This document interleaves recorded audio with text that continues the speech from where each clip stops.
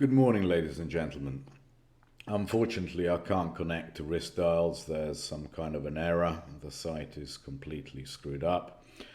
I'll try to fix it on Monday, but for today, all I can do is basically start with bonds because we are at a very critical juncture.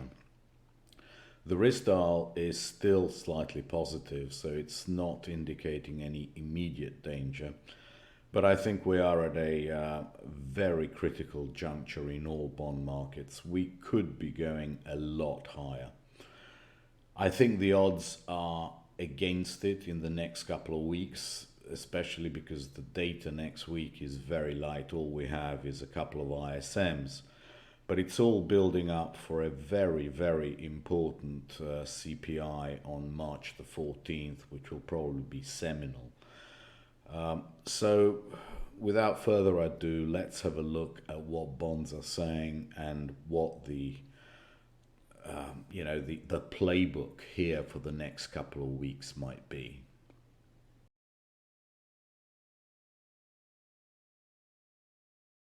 First of all, what is the Fed data saying? Well, we closed last week at 229 on the 5-year. So we're still in the same range that we have been for a very, very long time. And I'm showing you the longer term chart simply because we're still in the area where we were in 2018 and below the area that we were in let's call it 2010 all the way out to 2014. So the market, unless it's sensing some big difference, is going to remain in the same range that it has been. But we have some very, very important technical levels on the monthlies that if we start surpassing them, it signals acceleration. Why would the acceleration happen? Well, it would happen first of all because of the negative yield curve and the carry implications, and also because the Fed might feel that it has made a mistake in slowing the pace of hikes. But that would only come out as a result of data. The Fed has told us many times that it's completely data dependent. And therefore, CPI on March 14th is going to be the absolute decider. There is absolutely no way of me predicting what the number will be, but what the market at the moment is doing is pricing in a possibility of a 50 basis points hike by the Fed. 25 is a done deal. I mean, there is no way they're going to do less than 25. The market is now trying to price in the probabilities of a 50. So we're talking about, whether that probability now is 25% or 35%. By my calculations, actually 40%. It's very difficult to say. What I can tell you without, almost certainty is that the market will not price that back to zero, not before CPI. It might price it back to zero after CPI, but before it, very, very little chance of it. In fact, I would say no chance of it. And then after CPI, it might easily go to 100 if the CPI is bad. And that would actually force the Fed to do a 50. And with the negative carry implications, we are talking about something which is going to really affect the fives, the tens, and the 30s quite badly. And so let's have a look at long-term charts of that.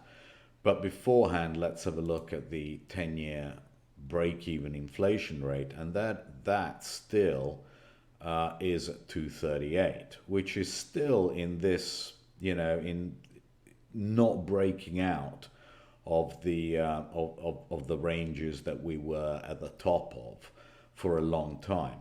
So you have one fundamental chart saying, no reason to break, and the other one saying, not so sure. But in any case, let's have a look at where the bonds are and what might happen, and what's going to give us the signal that it's happening. Let's start by looking at a whole load of monthly charts. This is the 2-year note, and as you know, these lines have been here forever. I mean, it's not like I put these lines in every week. I put them in, every other month or something like that. We are basically, inverting further. That's, undeniable. I'm constantly playing the bonds from the short side of futures. I'm always looking for levels to sell them rather for levels to buy them. And here we are. I mean, I think 499 on the 2-year is almost guaranteed over the course of even the next couple of weeks. The worrying ones are the fives and then the tens and the 30s. I would have thought that again, 449 on the fives is, almost guaranteed over the course of a month. The problem is the negative carry. If you think the Fed is going to move the terminal rate, as they probably will continue to do, and it really doesn't matter which one happens, they're going to hold rates higher for longer. Why hold the short end? I mean, you might hold some of the long end because you think it's value over 30 years or 10 years. But the short end, twos, threes, and fives, you're really not going to hold them for very much, unless you see the immediate benefit of making a few basis points and then getting out. To me, fives, could this be a fifth wave up? I mean, who cares about that? But it's definitely showing signs of complete rejections of the lower levels.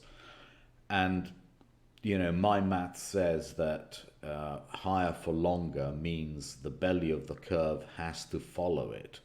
There really is no possibility that the belly turns until we start speculating about cuts. And that now is a very long way away. So to me, fives are still a big sell. The important ones, which show much more, how shall I put it, stability rather than impulsion, are the tens, with the very, very important level at 399. We break 399, we're going to accelerate to 428. And the 30s, with a very, very important level, which we touched on Friday, 394, let's call it. And if we start going through there, I think 419 is almost guaranteed. You can see how important this 419 level is on a monthly chart. I think that even if we touch 419 in the next 2 weeks, we're going to bounce off it. So it's really not all that critical yet at the long end. It's much more critical at the short end, and you are constantly looking for levels to sell twos and fives. You do not want to be long of them at really any level. You're just looking to sell them and to buy them back cheaper. Sell them, buy them back cheaper. Because the odds that the Fed is going to signal something bad at the FOMC on the 22nd are much greater than the odds of further stability. So having said all that, let's have a look at shorter term time frames. So let's look at the dailies. My sort of go-to level is here at 406 in the 30s. I think that we are unlikely to maintain that level into CPI. The market hates being at extremes. I mean, for CPI, we probably have what, another 12, 13 trading days. I haven't counted. But I'd be very surprised if we go into CPI above 405, depending on the data that we get between now and then. If we start going above 405, I mean 419 odd is almost guaranteed. And closing any week above there, I think, becomes disastrous because you start accelerating. And the acceleration can take you all the way up to, these levels, 460 something. So I daren't think what's going to happen to the stock market if that happens. But I really see no reason, with the fundamentals and the inflation expectations where they are, plus the Fed probably being willing to re-accelerate, why the long end should be that vulnerable. If we look at the tens, I think that really trading anywhere between 399 and 410 should be enough before CPI. After CPI, completely different kettle of fish. But the ones that I see very little chance for are the fives, because they are just guaranteed to trade 427, and probably guaranteed to trade something like 437 before the CPI number and then come back. I would be surprised if we are up here before the CPI, because that is really pricing in too much of a probability of a higher hike. I doubt that probability can be above 5% until CPI. After CPI, it can be anything you like. It'd be 110%. But before CPI, I don't see that as a possibility. Twos, I mean, they're gone. They are going to trade the 5% area at some stage without, too much. It's quite likely that they trade there as the market prices in a higher probability of a 50. And then they're likely to come back to this 475 area. Very little danger of getting absolutely killed by being short twos, unless you are in at a very, very bad level and you're not willing to hold. To me, anything around 475 again is a sell in futures. This is definitely going higher. So the only other question then becomes, how far can the yield curve go? Can it go more negative? Yes, but it's going to find it very difficult to maintain those levels. And that is why on days when twos go up in yield, tens really have to follow it. This 90 area, and we can go to monthly charts. I mean, we are now as negative as we have been almost in my lifetime. We were more negative back in 1980, 81, whatever that was. But really, maintaining this level of inversion is very difficult. Can we go to 100? Yes. But what this tells me is, as I've told you, you have, on days when the twos are getting hit hard, the tens and the 30s will get hit hard too. Fives, 30s, I think there's,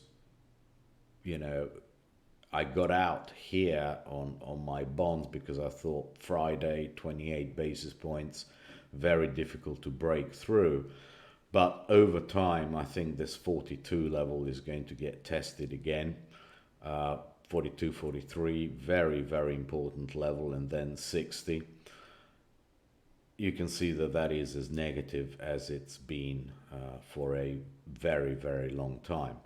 Now, I think the yield curve is more likely to take the strain over the course of the next couple of weeks than the long bonds themselves, for the very simple reason that it's very difficult to not see the bonds. How shall I put it? It's very difficult not to see them at a neutral level before CPI. You're giving people too much odds of being long and being correct. Why should CPI have accelerated a lot over the course of the last month? Not a lot of reason, okay, but the Fed doesn't need a lot of reason to reaccelerate hikes. It just needs the probability that their that what they have priced in, i.e., a return to around the 2.5 level this year, is unlikely to happen. So what they could do is they could do a variety of things. They can reaccelerate QT. They can hike rates and say that they will definitely keep them there for a whole year. There are many things that they can do apart from just a 50 basis point to make the market understand that they really mean business. Will they do it? I don't know. It really rather depends on CPI. But my argument will be that the 30s are really going to start falling apart. And let's have a look at the 30s again on a daily. They will only start falling apart if they doubt that the Fed means business. That is when I think that we start breaking this 419 level. If the CPI is high, if the probabilities of a hike go to 100% of a 50 hike and then they don't follow through, which I think is very unlikely, I think you're going to get a reacceleration in bonds and a complete reversal of the yield curve. Because bonds, to remain at these levels, they have to believe that the Fed will do whatever it takes. Or certainly for the yield curve to keep on inverting, they have to believe that the Fed will do absolutely, whatever it takes rates to 7, 8, whatever. It really doesn't matter. That to me is unlikely to happen until A, after CPI, and B, until after the Fed. I think 405 is where we go into CPI, is the highest level that I can see us going into CPI. In the meantime, we could have gone slightly above. I would be shocked if we trade above 419 in the next couple of weeks, though. The one that has very little hope is Germany, Schatz. I think 341 is the least it's going to trade. This is a monthly chart, don't forget. We will go and have a look at the lower at the dailies in a moment. I think 285 on the bobble is almost guaranteed. And if we look at the 10s, this is the one that is likely to break most and trade 290. You will ask yourselves how it's possible that German 10s trade 290 and the 10-year in the US doesn't get absolutely clobbered. Well, we'll see that in a moment. If we go to lower time frames, to the dailies, to me this has very little chance of holding. The market will keep the pressure, and one day it'll just spike, and then in 2-3 days it reaches that level and then it backs off. Here I think within 2 weeks we are 320, 330. Any kind of a dip down towards this 279 to 278 is a godsend again to get short. There's very little chance that we don't continue going higher. And the one that's very worrying is the 30s, because, you know, look where we are. We are at the same level as we were at the worst in October, while the long bonds are nowhere near it. And I do think that the odds are that we touch this 277 area from 247, so that's 30 basis points. But I do think that the time has come for another retest lower of the crosses. So if you have a look at the 30s, we could easily go down and retest this 130 level, i.e. an extra 16 basis points on that differential.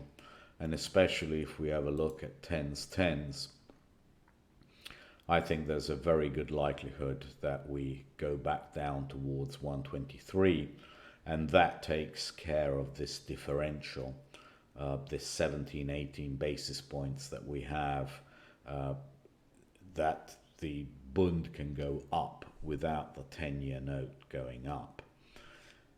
And especially in the short end, the twos, I think at some stage that gets absolutely smacked back towards 150 again.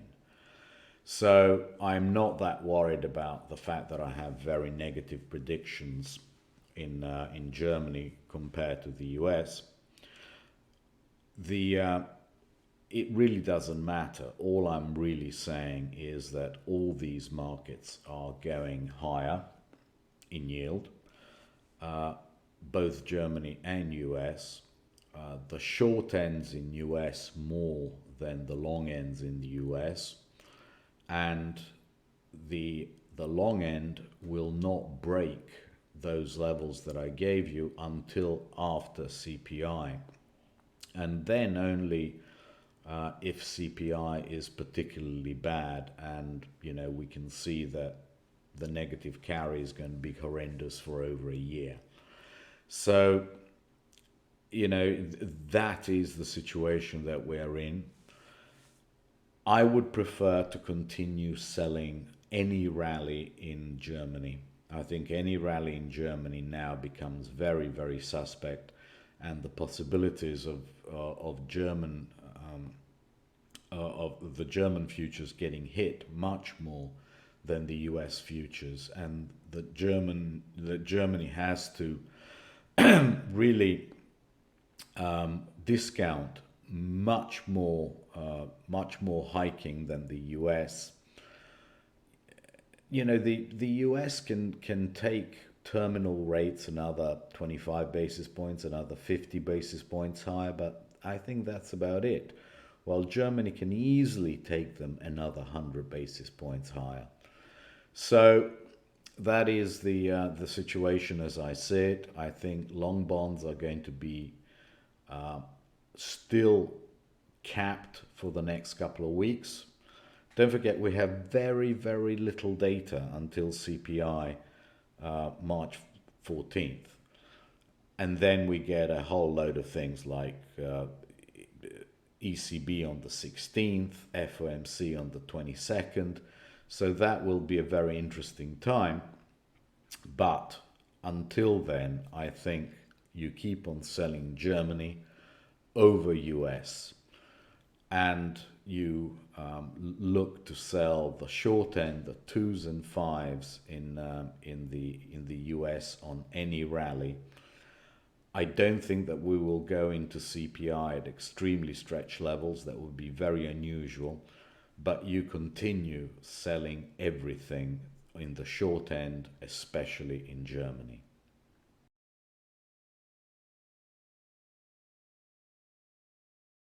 Unfortunately, I've got a server error on my DXY chart, so I can't use it. So the technical difficulties continue. So I've got to use Euro USD. I mean, given my the idea that I have that rates are going to go up more in Germany than they are in the US. I think that the risk reward, just like I was telling you, at this level, the risk reward was for a down move in the dollar, in the euro against the dollar. I think that at these levels, around 104.37 to 103.40, the risk reward changes back up to a higher. I find, that the risk reward is just so poor at these levels that I really don't see any reason to think that the dollar won't turn. Why will the dollar turn? Well, I think the dollar would turn because of the interest rate differentials moving back down. Don't forget about that 150, 152 level in tens, because if we start reversing from there, we can go all the way down to 123 or 105. We can have a very big move in the tens, and that really should give us a bottom in the euro USD and turning back up towards this, these levels around 106 to 107 at a minimum. I really think that is, the most likely path, and at these levels the risk reward is not good.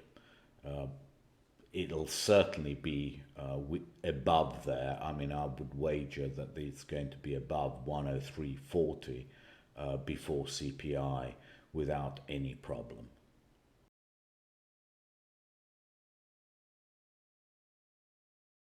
The other reason why I find it very difficult to believe that before CPI we're going to have much higher long-term bond yields is because of the behavior of gold and the behavior of commodities. If the market thought that the Fed was going to lose control or doubted the Fed's resolve, you would get moves in gold and commodities, and you're not getting them. In fact, you're getting a matching move to the move in bonds by gold and by the dollar and by commodities, i.e. their prices are getting hit, and that just makes no sense if you think that the reason why bonds would rally in yield is because the Fed is losing control of inflation. You would have a move in the 5-year forward inflation expectation rates. You would get fundamental moves in all the expectations, but also you would get the most sensitive inflation assets reacting, and you're not. So that is why I find it very difficult to believe that in the next couple of weeks you're going to see long bonds getting hammered. I can see the short end a little bit, another 10-20 basis points. I can see the belly of the curve because of the negative carry. But the long end, I find it very difficult to believe. Now, if we next week, having touched this 200-day moving average, we start bouncing quite a lot, then my argument starts falling apart. But I don't think that's going to happen. I think it's much more likely that we start moving down towards 1764, the level that's worked every time, and that we get relative stability trading between a range between 1850, 1860 and down to 1764 for a couple of weeks, and then we see. But I definitely think that gold and commodities will be the things which give us a warning about what the market thinks about the Fed's policies. And while DBC is doing this, i.e. nothing, and while oil is doing this, i.e. nothing, i.e. trading 75 what you want to do, I really don't see that the market is all that worried. It just is what it is. I really can't see an argument for the next 2 weeks where we have very little data until non-farm payroll. And let's face it, we all know that non-farm payroll is going to be relatively strong because we haven't had a single weekly unemployment indicator that's been weak or weaker than expected. So why would anybody expect a weak non-farm payroll? I think in line to whatever market expectations will be for non-farm payroll, or even slightly stronger, must be in the price. And therefore, I don't see the non-farm payroll as being anywhere near as important as the CPI number, which comes 3 days after it, 3 trading days after it. So to me, CPI is going to be the one that's pivotal. And until then, I can't see that any of these markets are going to move significantly.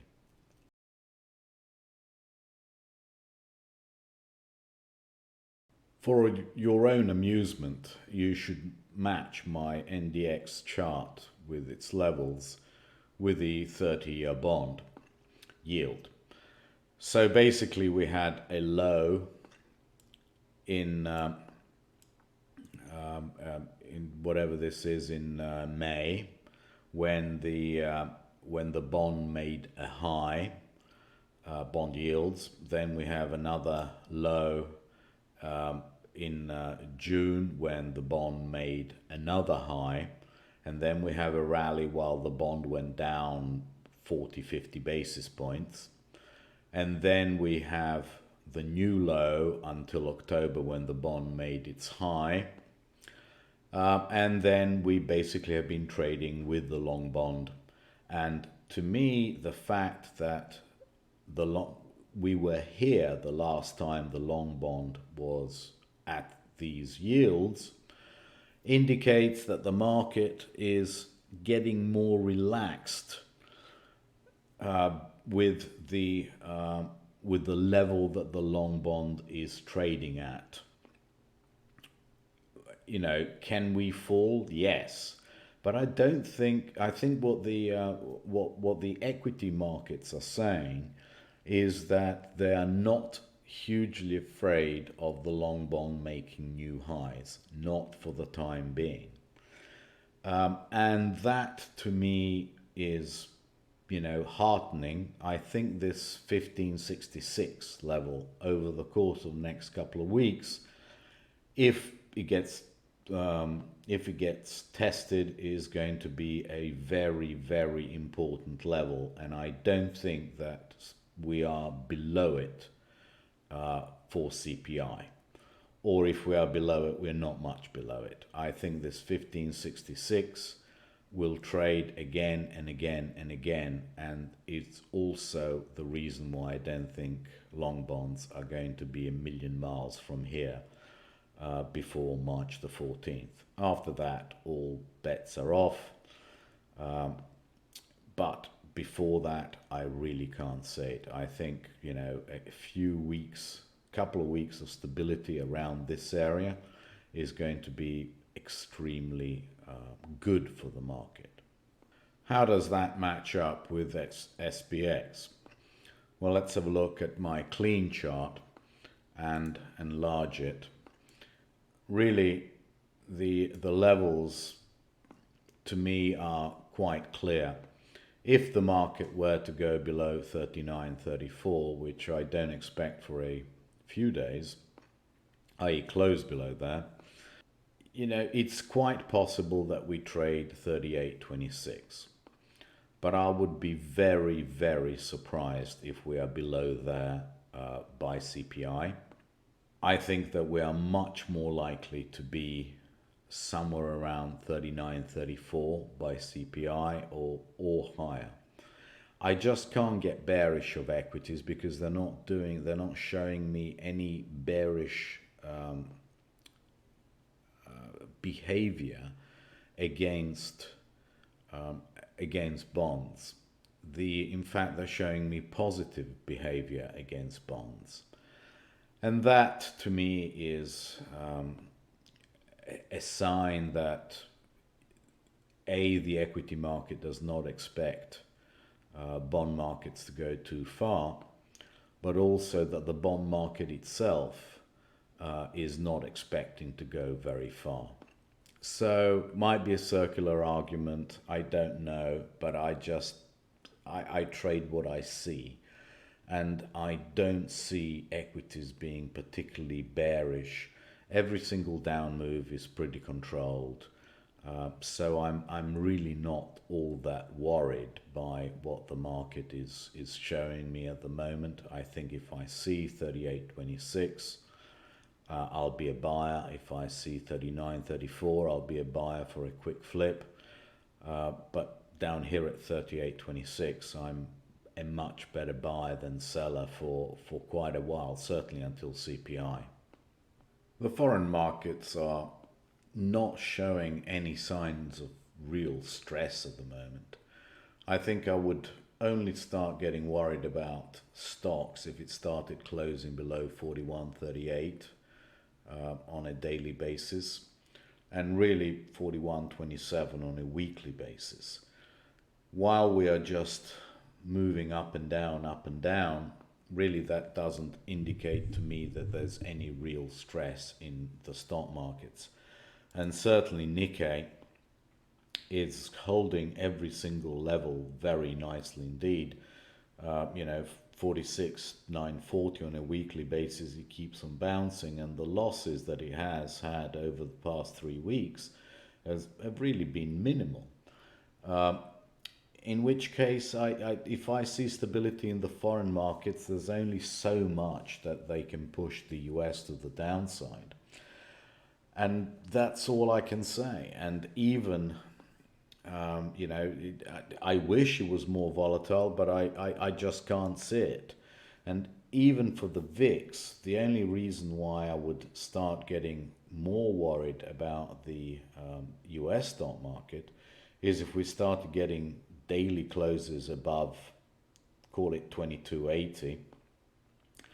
And then if we start getting weekly closes above the 200-day moving average, which is now, to the downside. So I think that we are in a period of stability until CPI, and that's why I cannot see that the stock markets would just hold if the long bond or the 10-year started going significant or higher at all than the yield levels that I showed you. Because if that does happen, it really indicates a form of acceleration happening and some sort of a doubt that the Fed can control inflation, or certainly that it can control it at terminal rates anywhere near these. And then we're talking about much higher terminal rates, because I don't think a 25 or a 50 difference in terminal rate is really going to do it. If you're talking about inflation being persistently higher than the Fed expects, then the Fed has either failed or it has to take much larger appropriate action. And the much larger appropriate action again kills the very short end, it kills the twos, which kill the fives, etc., etc., etc. So until CPI, I can't see it, and I don't think that things will get very exciting at all between now and then. Finally, of all the risk indicators that I look at, RCD RHS seems to be the one that's showing you the risk profile of the market the best. It made a low in July and then never made an extra low like the S&P did, and it always remained in a range. And the range is very, very easily definable. It broke out here in early 2023 and indicated very correctly the phase of risk on that we had, and now it's broken slightly down, but it seems to be trading. And it's going to be very unlikely that we are below 0.75, which is the top of the range that we were in for the whole of the period, from June onwards, in the next couple of weeks. What does that indicate? Again, it indicates, that the market is not wonderful, but it indicates that the downside is also limited. Because I very much doubt that unless we start breaking through 0.75, that we are anywhere near 3,800 in the S&Ps. So that's the situation that we're in. We're in a period of doubting that the Fed has reached or it will reach anytime soon its terminal rate. But that is data dependent. And we're also much more convinced that we are going to be higher for much longer, even if we do reach the terminal rates at only the levels that the Fed estimated a month ago or 2 months ago, whenever the last the last dot plots came out. So it's a period that we wouldn't expect violent rallies to last at all in the stock market or in bond futures, and it's also a period that basically you keep on selling the rally until you feel that the bottom has been reached, or it no longer pays to sell a rally. I'd much rather sell rallies in 2s and 5s. I'd much rather sell calls in the SPX, because I think the odds are that those are the trades that are going to make the most money over the course of the next 2 weeks, and then we see.